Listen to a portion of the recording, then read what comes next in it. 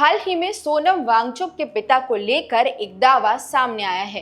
कथित रूप से आरोप लगाए गए हैं कि सोनम वांगचुक के पिता सोनम वांग्याल ने अमेरिकी खुफिया एजेंसी CIA के साथ काम किया था।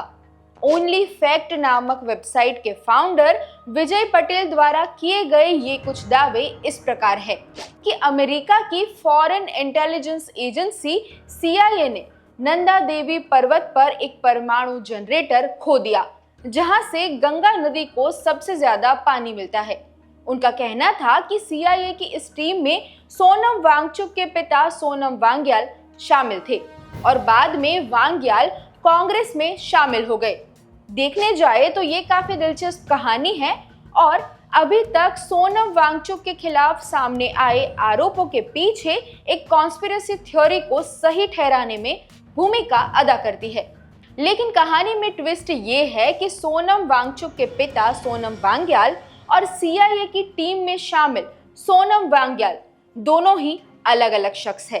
सोनम वांगचुक के पिता जम्मू कश्मीर में मंत्री रह चुके हैं और उनका निधन सन 1998 में हो गया था। अब बात करते हैं CIA के साथ काम कर चुके सोनम वांग्याल के बारे में।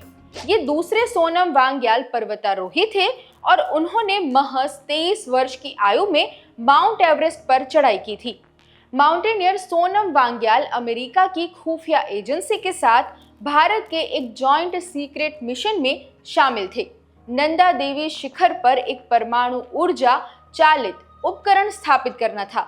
हालांकि मौसम की खराबी के बाद ये टीम उपकरण वहीं छोड़ आई और अगले साल इस उपकरण को सक्रिय करने का फैसला लिया गया, लेकिन बाद में उन्हें वो उपकरण नहीं मिला था। 2018 में सोनम वांग्याल को तेंजिंग नोर्गे राष्ट्रीय साहसिक पुरस्कार दिया गया था। यानी विजय पटेल का ये दावा पूरी तरह से गलत है। दोनों किस्सों में सोनम वांग्याल तो अलग अलग है, लेकिन यहाँ ये नोट करना भी जरूरी है कि उन्होंने भारत सरकार के एक जॉइंट मिशन के तहत काम किया था, इसलिए उन पर ऐसा कोई आरोप नहीं लगाया जा सकता।